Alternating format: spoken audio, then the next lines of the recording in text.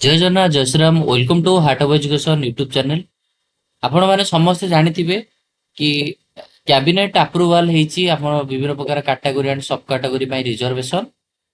तो सेही रिगार्डिंग मु डिस्कशन करिवि ओडिसा रे जो government medical government MBBS seat अछि से जो सीट्स ऊपर वर्तमान पई केते कोन माने केतेटा सीट रहिबो को को कैटेगरी पई से रिगार्डिंग वीडियोटा रहिबो। प्रथम कथा आपण मानक आग कहि रखियो चाहिबी कि आपण माने समय जानिचंती वर्तमान पई एसटी रो रिजर्वेशन जोटा कि पूर्वरु थिला एसटी रिजर्वेशन पूर्वरु थिला 12% एटा इंक्रीज हेगिरी वर्तमान पई हे जाईची 22.50% 22.50%। एससी रो रिजर्वेशन एससी कैटेगरी पई रिजर्वेशन पूर्वरु थिला 8%, वर्तमान पई सेटा बढ़ी गिरी हे जाईची 16.25%। एससी बीसी रो रिजर्वेशन पूर्वरु किछि भी नथिला बा 0% थिला, वर्तमान पई कैबिनेट रो अप्रूवल हैला परे ताकू दिया जाईची बा एससी बीसी कैटेगरी पिला 11.25% रिजर्वेशन पाइबे। तो मु एठी गोटे आरो गोटे माने कलम करके आपन को एठी लिखि दउची। सो हियर मु लिखि दउची एटा before cabinet approval. Before cabinet approval रे केते कोन सीट थिला, तो अप्रूव हे गला परे बा आफ्टर कैबिनेट अप्रूवल को कैटेगरी में केते कोन सीट रहला। आफ्टर कैबिनेट अप्रूवल बुझेला। चलो तो यस डिटेल्स बुझिबा। तो ओके देखंतु फर्स्ट कथा होची यूजी रे अंडर ग्रेजुएट एमबीबीएस यूजी बा एमबीबीएस रे आपणकर 1800 सीट थिला, टोटल 1800 सीट। तो जेतबेले एसटी रो रिजर्वेशन जेतबेले before cabinet approval ST reservation जो 12% थिला, तो 12% माने आपणकर 216 टा सीट थिला। मन रखतु एसटी पई 216 टा। मु पूरा कैटेगरी कथा कहूची ता अंडर सब कैटेगरी केते कोन सीट अछि मु कहूनी। डायरेक्ट जो 1800 सीट रु आपणकर पूरा काटी दियंतु अप्रूवल पूर्वरु 12% हेले केते होची 216 सीट थिला हैला। तो वर्तमान पे एटा रिजर्वेशन बढ़ी जायछि ना, एटा पूर्व कथा कहूची 216 थिला।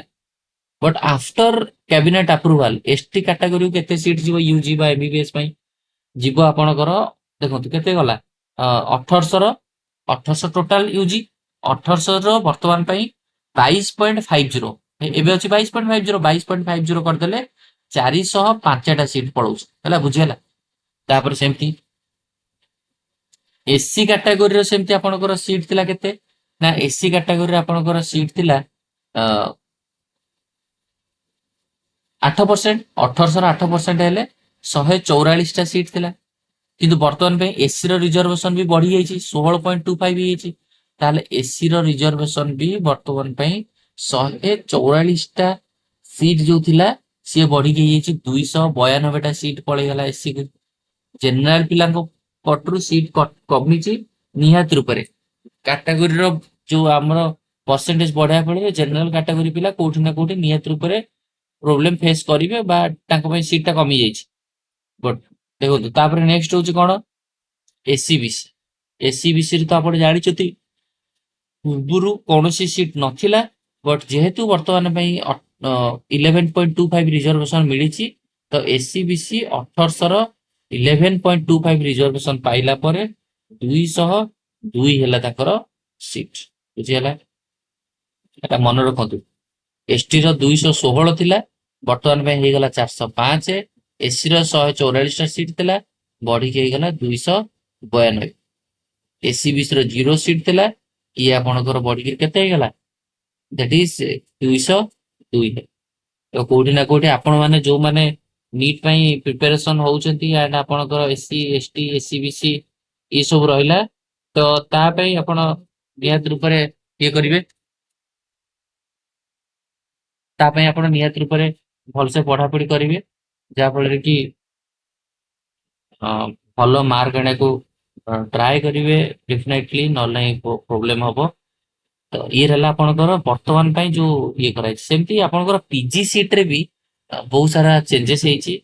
जदि आपण कहिबे पीजी सीट रे ଆପଣଙ୍କର 621ଟା ପିଜି ସିଟ୍, ଇଏ ତ ଗଲା ୟୁଜି ସିଟ୍ ଗଲା। ପିଜି ସିଟ୍ ବି ସେମିତି ଅଛି। ପିଜି ସିଟ୍ର ମୁଁ ଆପଣଙ୍କୁ ଇନଫର୍ମେସନ ବି କହିଦଉଛି ଟିକେ ଟିକେ। ପିଜି ସିଟ୍ରେ ବର୍ତ୍ତମାନ ପାଇଁ 621 ସିଟ୍ ଥିଲା। ଏସଟିରେ 74ଟା ଥିଲା ଆଗରୁ, ଆପ୍ରୁଭାଲ ହେଇଗଲା ପରେ ପିଜି ସିଟ୍ରେ ବି ଏସଟି କାଟାଗୋରୀ ବଢିକିରି 139ଟା ସିଟ୍ ପଳଉଛି। ସେଇଭଳିଆ ଏସିରେ ପୂର୍ବରୁ ଆପଣଙ୍କର 50ଟା ସିଟ୍ ଥିଲା ବେଳେ ବର୍ତ୍ତମାନ ପାଇଁ ବଢିକି 100 ହେଲାଣି।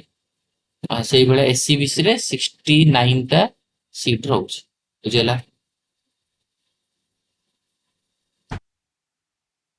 ତ ପିଲାମାନେ ତମମାନେ ଏଇ ଯୋଉ ଆକୁ ନେଇକିରି ବହୁତ ସାରା ଓରିଡ୍ ହବନି। କାହିଁକି ନା ଯୋଉଟା ହଉଛି ସେଇଟା ସବୁ ପିଲାଙ୍କ ପାଇଁ ହଉଛି, କେବଳ ଯେ ଆମ ପାଇଁ ହଉଛି ସେମିତି ନାହିଁ। ତ ମାନେ ସେମିତି ଡିମୋଟିଭ ହେଲେ ନିହାତି ରୂପରେ ଏଇ ଲାଷ୍ଟ ମୋମେଣ୍ଟରେ ଏଇ ଯୋଉ ମାସେ ରହିଲା ତା ପାଇଁ ଆପଣଙ୍କୁ ବିଭିନ୍ନ ପ୍ରକାର ପ୍ରୋବ୍ଲେମ ଫେସ୍ କରିବାକୁ ପଡିବ ହେଲା। ତ ସେମିତି କିଛି ଭାବିବାର ନାହିଁ। ଆମ ଷ୍ଟେଟରେ ବର୍ତ୍ତମାନ ପାଇଁ 14ଟା ଗଭର୍ଣ୍ଣମେଣ୍ଟ ଏମବିବିଏସ୍ କଲେଜ ଅଛି, 3ଟା ଆମର ପ୍ରାଇଭେଟ ଯୋଉଟାକୁ ଆମେ ସେମି ଗଭର୍ଣ୍ଣମେଣ୍ଟ ବୋଲି କହିପାରିବା, ହାଇଟେକ୍ ଭୁବନେଶ୍ୱର, ହାଇଟେକ୍ ରାଉରକେଲା, ଡ୍ରିମ୍ସ ଅଛି।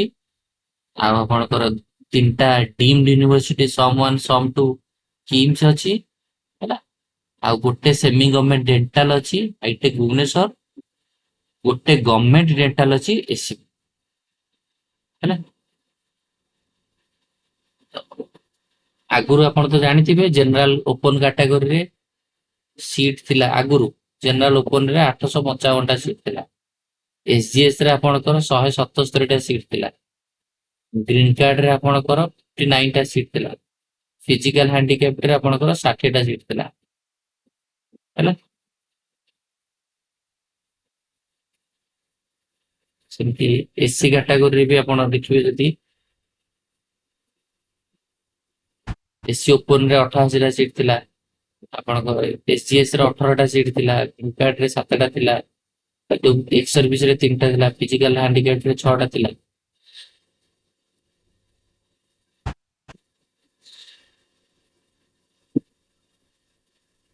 ଛାଡନ୍ତୁ ବର୍ତ୍ତମାନ ପାଇଁ ଯେତେବେଳେ ସିଟ୍ ମ୍ୟାଟ୍ରିକ୍ସ ଆସିବ ନୂଆ କରିକିରି ଆମର ଏମବିବିଏସ୍ ବିଡିଏସ୍ ର ପ୍ରତ୍ୟେକ ବର୍ଷ ଭଳିଆ ସିଟ୍ ମ୍ୟାଟ୍ରିକ୍ସ ଆସିଲେ ତ ସେ ରିଗାର୍ଡିଂ ଇନଫର୍ମେସନ ଦିଆଯିବ। ବଟ୍ ଏବେ କିଛି ପାନିକ ହବାର ନାହିଁ। ଆପଣ ମାନେ ତାକୁ ନେଇକି ଓରିଡ୍ ହବାର କିଛି ବି ଇଏ ନାହିଁ। ତ ଯାହା ହବ ଏଇଟା ସମସ୍ତଙ୍କ ପାଇଁ ହବ। ଆପଣ କେତେବେଳେ ଭାବିବେନି ଏଇଟା ଆମ ପାଇଁ ହଉଛି କେବଳ, ଆମ ପାଇଁ କେମିତି ନାହିଁ, ଯାହା ହବ ସମସ୍ତଙ୍କ ପାଇଁ।